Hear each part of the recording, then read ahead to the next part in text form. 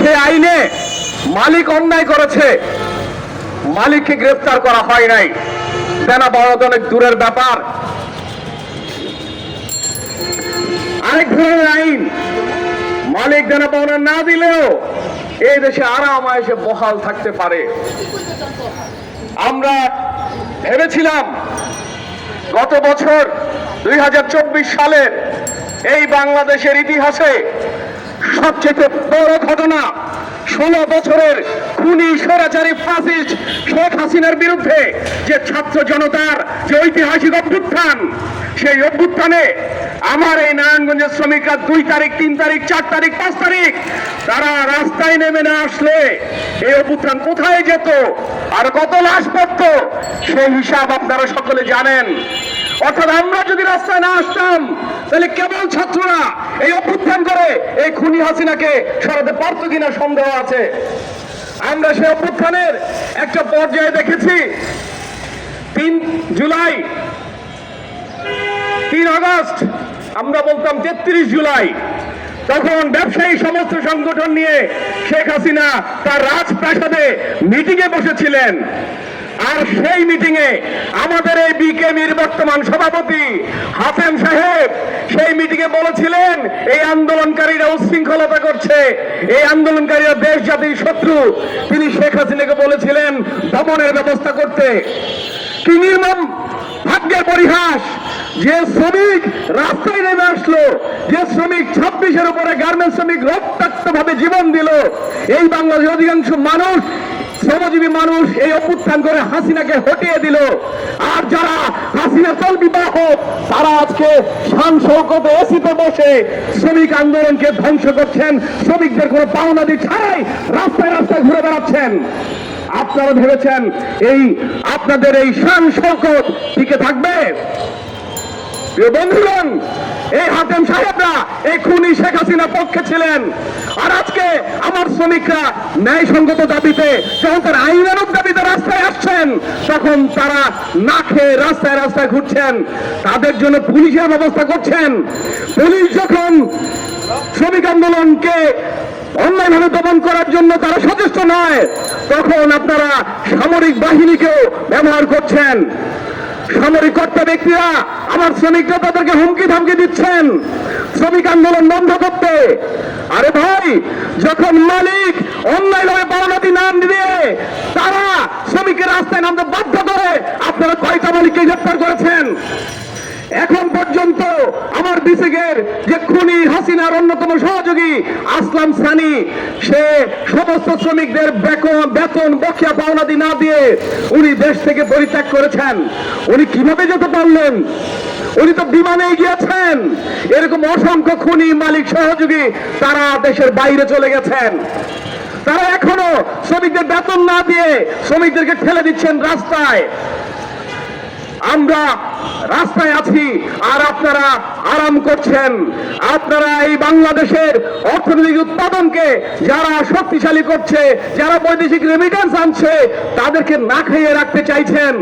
আর আপনারা নানান ধরনের ওভারওয়েজ ইনভয়েসের মাধ্যমে বাংলাদেশের টাকা বিদেশে পাচার করছেন।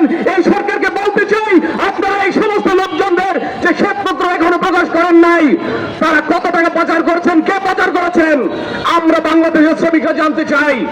আমরা জানতে চাই এই দীর্ঘ 16 বছরে এই বাংলাদেশ থেকে কে অবৈধভাবে বাংলাদেশ থেকে বিদেশে টাকা পাচার করেছে।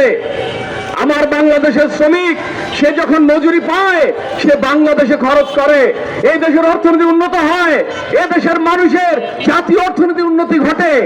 আর অপরদিকে আমার দেশের এই ব্ল্যাকমেইলাররা তারা বাংলাদেশ থেকে টাকা কেবল বাংলাদেশ থেকে লুট করে দেশের বাইরে পাচার করছে। তাদের বিরুদ্ধে এখন এই সরকার ব্যবস্থা নিচ্ছেন না। আমরা এই সরকারকে বলতে চাই, আপনারা মনে রাখবেন এই অভ্যুত্থানের পরে জনগণের ম্যান্ডেটের উপর আপনারা দায়িত্ব নিয়েছেন।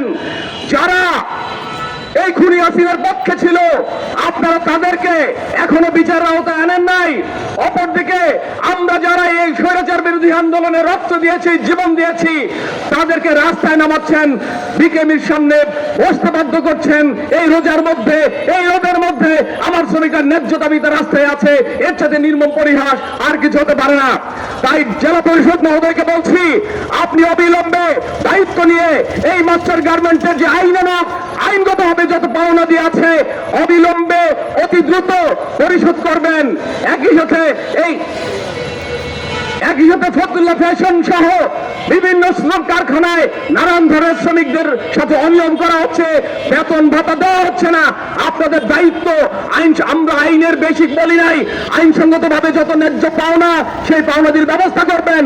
একই সাথে যে মালিকরা আইন ভঙ্গ করছেন আমরা দেখতে চাই তাদেরকে গ্রেফতার করছেন। আর যদি না করেন তাহলে আমরা ভাববো খুনি হাসিনা যেই পথে বাংলাদেশকে পরিচালনা করেছিলেন আপনারাও হয়তো সেই পথে যাচ্ছেন। আপনাদের হুঁশিয়ার করছি, এ দেশে যেমন হাসিনাকে সরাতে পেরেছি, এই খুনি হাসিনাকে উৎখাত করতে পেরেছি, বাংলাদেশের শ্রমিকরা প্রয়োজনে লক্ষ লক্ষ কোটি শ্রমিক এই ক্ষমতার মসনদ আমরাও চাইলে দখল করতে পারি। সুতরাং সাবধান, আপনারা শ্রমিকের কাছে, শ্রমিকের ন্যায়সঙ্গত দাবির পাশে আপনারা থাকবেন, অবিলম্বে ব্যবস্থা নেবেন। একই সাথে এই আমাদের চাষারায় যে কলকারখানা অধিদপ্তর রয়েছে তারা সেখানে আমরা দেখতে পাচ্ছি অধিকাংশ যে সমস্যা সেই সমস্যা তারা চাইলেই দূর করতে পারেন। ইতিমধ্যে এক নেতৃবৃন্দ বলেছেন ওনারা নাকি কারখানায় যান আর খাম ধরে নিয়ে আসেন। আমরা বলতে চাই সাবধান হয়ে যান, এই খাম কিভাবে বন্ধ করতে হয়, আপনাদেরকে প্রতিরোধ করতে হয়, সে প্রতিরোধের শক্তি আমার শ্রমিকদের আছে।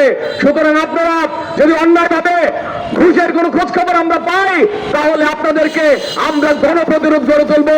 তখন আমরা আইন শৃঙ্খলা যেটা আছে সেই আইন ন্যায়সঙ্গত হবে, মানুষের পাশে নাই, তার বিরুদ্ধে আমরা দাঁড়াবো।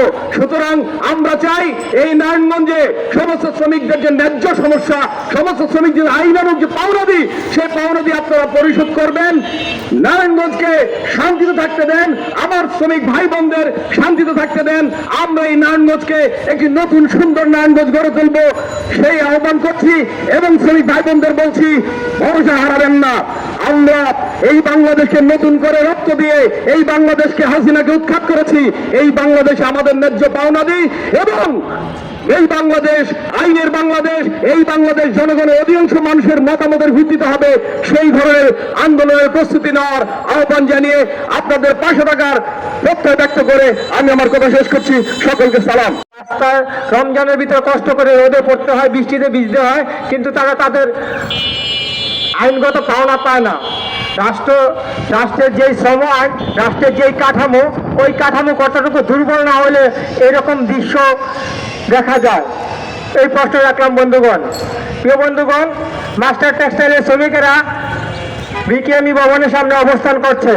বিকেএমই ভবনের সভাপতি মিস্টার হাতেম সাহেব, আপনি কি দেখছেন না এই মানুষগুলোর কষ্ট, নাকি আপনি এসির বাতাস খেয়ে এই মানুষগুলোর কষ্ট ভুলে যাচ্ছেন? মনে রাখবেন, আপনার রক্ত মাংসের মানুষ, এই শ্রমিকগুলো রক্ত মাংসের মানুষ। অবিলম্বে মাস্টার টেক্সটাইল খোলার ব্যবস্থা করুন এবং শ্রমিকদের দেনা পাওনা মিটান, নয়তো আপনি ওই যে সার্জিস আলম এবং আক্তার হোসেনকে চেক দিয়ে মনে করেছেন সেরে দেবেন, সারতে পারবেন না। আপনি এই শ্রমিকদের দাওয়া খাওয়ার জন্য রেডি হন। এই শ্রমিকেরা আপনাকে দাওয়া দিয়ে বিকেএমই থেকে বের করে দিবে। অতি তাড়াতাড়ি এই শ্রমিকদের সমস্ত দেনা পাওনা মিটান। আমাদের প্রতিনিধি আপনার সাথে আলাপ করতে গেছে, সেই আলাপের ইস্যুতে আমরা যাতে একটা ভালো খবর পাই, এই শ্রমিকরা যাতে ঠিকঠাক তাদের দেওয়া পাওনা বুঝে পায় এবং অবিলম্বে বন্ধ মাস্টার টেক্সটাইল খুলে দিবেন। 5ই আগস্টের পরে বন্ধুগণ আমরা দেখতেছি শেখ হাসিনা বাংলাদেশ থেকে চলে গেছে, স্বৈরাচার কাছে কিন্তু তার প্রেতাত্মারা এখনো রয়ে গেছে। হাতেম সেই স্বৈরাচারের প্রেতাত্মা। আমরা আন্দোলন সহ দেখেছি হাতেম আন্দোলনকারীদের নাশকতাকারী বলেছিল এবং তার একটা ভিডিও এখনো ভাইরাল আছে। সেই হাতেম কিভাবে এখন পর্যন্ত বিকেএমইর সভাপতি থাকে আপনাদের কাছে প্রশ্ন রয়ে গেল। প্রিয় বন্ধুগণ, কলকারখানা অধিদপ্তরের যে দায়িত্ব শ্রমিকদের সমস্ত সমস্যা সমাধান করার, কলকারখানা অধিদপ্তর সমস্ত শ্রমিকদের সমস্যা সমাধান করছে না। কলকারখানা অধিদপ্তরের দায়িত্ব যারা আছেন তারা কান খুলে খুলে রাখেন, অবিলম্বে নারায়ণগঞ্জের যত সকল শ্রমিকদের সমস্যা আছে সমস্যা সমাধান করেন, নয়তো এর জবাব আপনাদেরকে দিতে হবে। মনে রাখবেন, একটি জবাবদিহির বাংলাদেশ আমরা 5ই আগস্টের মাধ্যমে তৈরি করার চেষ্টা করছি। বাংলাদেশ গার্মেন্টস শ্রমিক সমিতি একটি জবাবদিহিতামূলক বাংলাদেশের জন্য লড়ে যাচ্ছে। শ্রমিকদের সকল ন্যায্য দাবি দেওয়ার সাথে সবসময় একতা প্রকাশ করে দাবি আদায় করছে। প্রিয় বন্ধুগণ, আপনাদেরকে আরেকটি কথা বলতেছি যে জুলাই আন্দোলনে 26-এরও অধিক শ্রমিক, গার্মেন্টস শ্রমিক রাস্তায় নিহত হয়েছে, কিন্তু সেই শ্রমিকদের জন্য বিজিএমই আসলে কি আলাদা কিছু করেছে? শ্রমিকদের কোনো প্রকার কল্যাণ তহবিল করেছে? শ্রমিকদের জন্য আলাদা কল্যাণ তহবিল করার দাবি জানাচ্ছি। পাশাপাশি শ্রমিক যারা জুলাই আন্দোলনে মারা গেছে তাদেরকে অবিলম্বে তাদের নাম পাঠ্যপুস্তকে অন্তর্ভুক্ত করার দাবি জানাচ্ছি, যাতে পরবর্তী প্রজন্ম শ্রমিকদের ত্যাগ এবং ঐতিহাসিক আন্দোলনের সম্পর্কে জানতে পারে। এই আশাবাদ